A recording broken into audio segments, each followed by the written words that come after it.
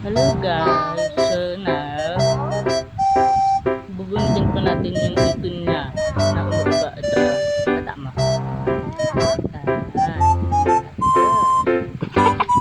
Kasi may patubo po siya dun sa likod. Ayan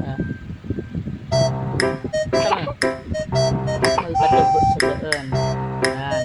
Ito yung umuuga guys. Umuuga na siya. So nabubunutin po natin lahat. Isa lang po. Bubunutin namin. Panoorin nyo kami paano namin. Kahit walang sinulog.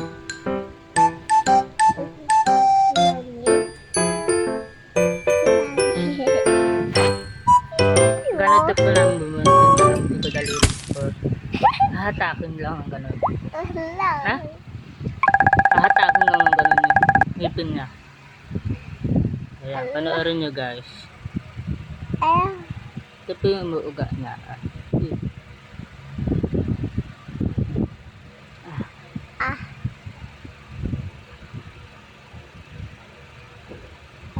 Kaya ka mahaba. Para mabunot ko.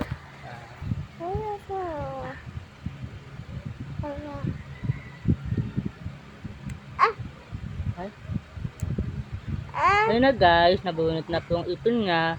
Ito na po ipin niya. So, lalagay po natin sa tissue. Hello. Dito po, binalot ko po yung ipin niya.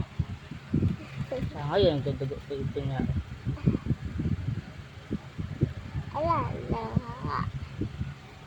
Wait lang. Tama mo na. Wala ko doon. Patay mo. So ngayon guys, nabunot na po ipin niya. Lagyan na po natin ng bulak. Agatin mo. Para mapunta yung bulak sa ipin niya. Bulak na po guys. Bye-bye.